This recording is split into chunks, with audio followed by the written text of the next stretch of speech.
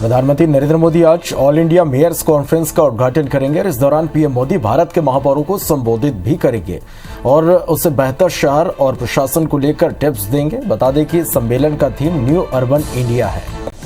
प्रधानमंत्री नरेंद्र मोदी आज all India Myers conference का उद्घाटन करेंगे और इस दौरान पीएम मोदी भारत के महापौरों को संबोधित भी करेंगे और उसे बेहतर शहर और प्रशासन को लेकर टिप्स देंगे। बता दें कि सम्मेलन का थीम न्यू अर्बन इंडिया है। पीएम मोदी भारत के महापौरों को संबोधित भी करेंगे और उसे बेहतर शहर और प्रशासन को लेकर टिप्स देंगे। बता दें कि सम्मेलन का थीम न्यू अर्बन इंडिया है।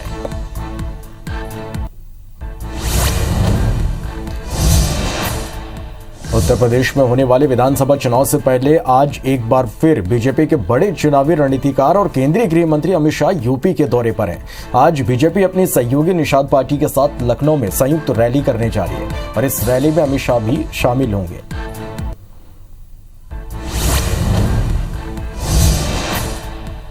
बैंकों के निजीकरण के विरोध में देश भर के बैंक कर्मचारी हड़ताल पर है। आज बैंक कर्मियों की हड़ताल का आखिरी दिन है। वहीं हड़ताल का असर देश के साथ पूरे छत्तीसगढ़ में भी देखने को मिला। सभी सरकारी बैंक के अधिकारी कर्मचारी काम काज ठप कर धरना प्रदर्शन उन्होंने किया और बैंकों के निजीकरण किए जाने का विरोध किया।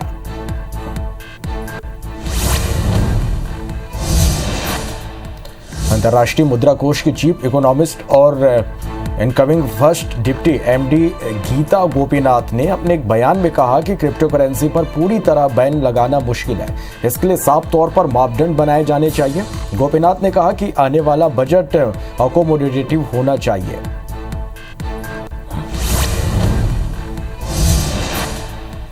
देश में कोरोना के नए वेरिएंट ओमिक्रॉन के 14 पॉजिटिव मरीज मिले हैं। सबसे ज्यादा 5 मरीज कर्नाटक में, तेलंगाना और दिल्ली में 4 मरीज और गुजरात में 1 संक्रमित पाया गया है। देश में अब ओमिक्रॉन से संक्रमितों की संख्या 87 हो गई है। यह वेरिएंट अब तक 11 राज्यों में पहुंच चुका है।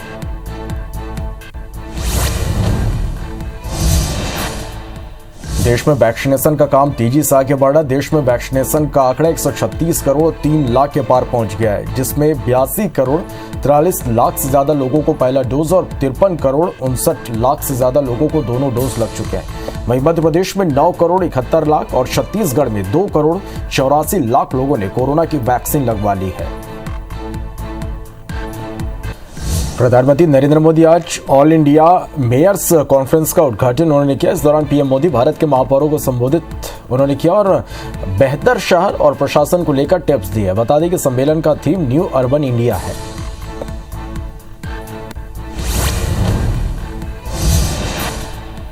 मेयर्स को संबोधित करते हुए पीएम मोदी ने कहा कि यूपी में सरकार अच्छा कार्यक्रम चला रही है।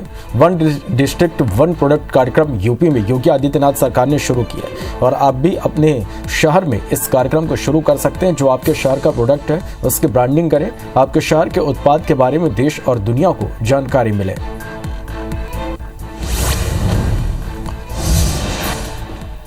बैंकों के निजीकरण के विरोध में देश भर के बैंक कर्मचारी हड़ताल पर हैं। आज बैंक कर्मियों के हड़ताल का आखिरी दिन है। वहीं हड़ताल का असर देश के साथ पूरे छत्तीसगढ़ में भी देखने को मिला। सभी सरकारी बैंक के अधिकारी कर्मचारियों ने कामकाज ठप कर धरना प्रदर्शन किया और बैंकों के निजीकरण का विरोध किया।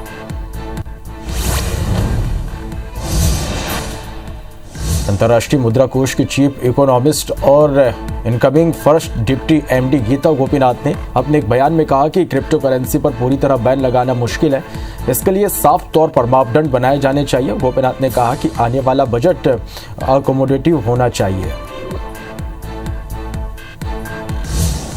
दिल्ली में फिक्की के 94वें वार्षिक सम्मेलन को केंद्रीय गृह मंत्री अमित शाह ने संबोधित किया। शाह ने कहा कि 1927 से लेकर आज तक देश के विकास में फिक्की का जो योगदान है, अब मौका है कि उसको कई गुना बढ़ाकर सार्थक तरीके से देश के विकास को बढ़ाने के लिए आप लोग आगे आएं और नए नए क्षेत्रों को आप भी छुएं। मध्य प्रदेश के मुख्यमंत्री शिवराज सिंह चौहान ने ग्रुप कैप्टन वरुण सिंह को भोपाल के बैरागढ़ शमशान घाट पर श्रद्धांजलि दी। बता दें कि कल गुरुवार को सीएम शिवराज ने शहीद कैप्टन के परिवार को 1 करोड़ रुपए की सहायता राशि देने की घोषणा की थी। बैंकों के निजीकरण के विरोध में देश भर के बैंक कर्मचारी हड़ताल पर हैं। आज बैंक कर्मियों के निजीकरण के विरोध में देश भर के बैंक कर्मचारी हड़ताल पर हैं। आज बैंक कर्मियों के हड़ताल का आखिरी दिन है। वहीं हड़ताल का असर देश के साथ पूरे छत्तीसगढ़ में भी देखने को मिला है। सभी सरकारी बैंक के अधिकारी कर्मचारियों ने कामकाज ठप कर धरना प्रदर्शन किया और बैंकों के निजीकरण किए जाने का विरोध किया। प्रधानमंत्री नरेंद्र मोदी आज ऑल इंडिया मेयर्स कॉन्फ्रेंस का उद्घाटन किया। इस दौरान पीएम मोदी भारत के महापौरों को संबोधित किया और उसे बेहतर शहर और प्रशासन को लेकर टिप्स दिए। बता दें कि सम्मेलन का थीम न्यू अर्बन इंडिया है। प्रधानमंत्री नरेंद्र मोदी आज सुबह पार्टी के उत्तर प्रदेश और उत्तराखंड के लोकसभा और राज्यसभा सांसदों से मुलाकात करेंगे। फिलहाल यूपी और उत्तराखंड में होने वाले चुनाव को देखते हुए यह बैठक काफी अहम मानी जा रही। हालांकि पीएम मोदी देश के अन्य राज्यों के सांसदों से भी मिल चुके हैं, लेकिन यूपी और उत्तराखंड के चुनाव के कारण ये अहम है। प्रधानमंत्री नरेंद्र मोदी आज ऑल इंडिया मेयर्स कॉन्फ्रेंस का उद्घाटन करेंगे। इस दौरान पीएम मोदी भारत के महापौर को संबोधित भी करेंगे और उन्हें बेहतर शहर और प्रशासन को लेकर टिप्स देंगे। बता दें कि सम्मेलन का थीम न्यू अर्बन इंडिया है। उत्तर प्रदेश में जैसे जैसे चुनाव का समय नजदीक आता जा रहा, वैसे ही पीएम नरेंद्र मोदी भी यूपी की सियासी जमीन पर काफी सक्रिय हो गए हैं। 18 से 28 दिसंबर के बीच पीएम 4 बार यूपी का दौरा करेंगे। 18 दिसंबर को पीएम मोदी शाहजहांपुर में गंगा एक्सप्रेस वे की आधारशिला रखेंगे। उत्तर प्रदेश में होने वाले विधानसभा चुनाव से पहले आज एक बार फिर बीजेपी के बड़े चुनावी रणनीतिकार और केंद्रीय गृह मंत्री अमित शाह यूपी के दौरे पर हैं। आज बीजेपी अपनी सहयोगी निषाद पार्टी के साथ लखनऊ में संयुक्त रैली करने जा रही है और इस रैली में अमित शाह भी शामिल होंगे। देश भर के आर्मी कैंट इलाकों की सड़कों और इमारतों के नाम अब ब्रिटिश अधिकारियों या सैनिकों के नाम पर नहीं होंगे। मंत्री राजनाथ सिंह ने कहा कि इन सभी सड़कों और इमारतों के नाम भारत के बहादुर सैनिकों के नाम पर रखे जाने चाहिए। उन्होंने कहा कि इसके लिए रक्षा मंत्रालय और डीजीडी को विचार करना चाहिए।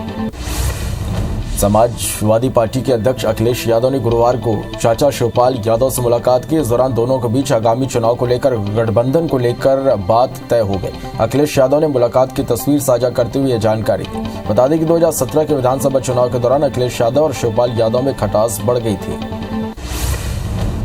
उत्तराखंड के देहरादून में राहुल गांधी ने विजय सम्मान रैली को संबोधित किया। इस दौरान मोदी सरकार पर निशाना साधते हुए राहुल गांधी ने कहा कि दुख की बात है कि लोगों को कमजोर किया जा रहा, उन्हें आपस में लड़ाया जा रहा। पूरी सरकार 2-3 पूंजीपतियों के लिए चलाई जा रही है। विराट कोहली के बयान पर अब सौरव गांगुली ने चुप्पी तोड़ी है। सौरव गांगुली ने कहा कि उन्हें इस मुद्दे पर कुछ नहीं कहना, अब बोर्ड ही इस मामले को तरीके से निपटाएगी। सौरव गांगुली ने कहा कि बीसीसीआई विराट कोहली के मामले को अपने तरीके से हैंडल कर लेगा।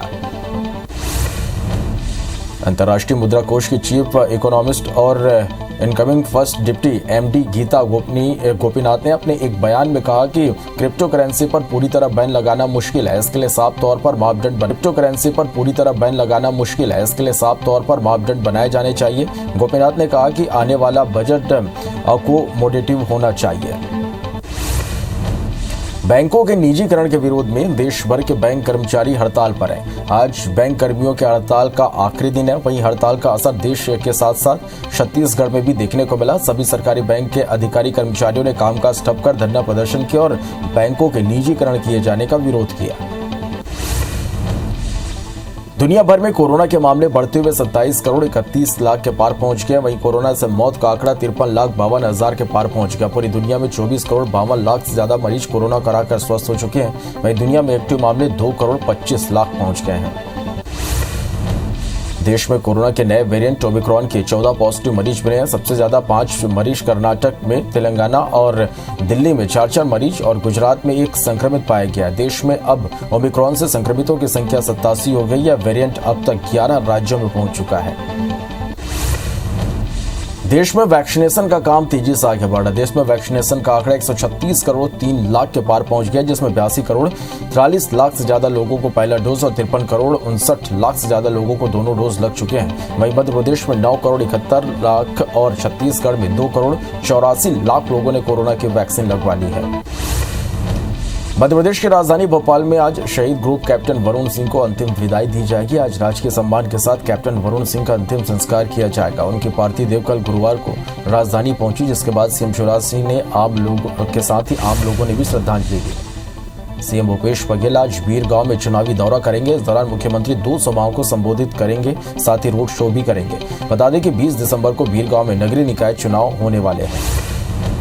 छत्तीसगढ़ में कांग्रेस की भूपेश बघेल सरकार के आज 3 साल पूरे हो गए। मुख्यमंत्री भूपेश बघेल के नेतृत्व में 3 साल पूरा होने पर कांग्रेस प्रदेश भर में उत्सव मनाएगी। इस खास मौके पर सरकारी योजनाओं को जनता में प्रचार प्रसार करने के लिए कार्यक्रम का भी आयोजन किया गया है। पीसीसी चीफ मोहन मरकाम ने कहा कि सरकार ने इन 3 साल में कई योजनाएं लॉन्च की हैं। बलरामपुर जिला पंचायत की अध्यक्ष निशा नेताम ने महावीरगंज धान खरीदी केंद्र का दौरा किया।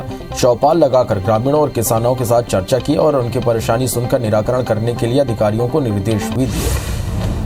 रायसेन में कांग्रेस ने बढ़ती महंगाई के खिलाफ जन जागरण पद यात्रा निकाली, जिसमें कांग्रेस के पूर्व अध्यक्ष अरुण यादव, पूर्व मंत्री पीसी शर्मा और स्थानीय विधायक देवेंद्र भी मौजूद रहे। इस दौरान अरुण यादव ने कहा कि 2014 से पहले केंद्र सरकार को महंगाई डायन लगती थी, अब अप्सरा लग रही है।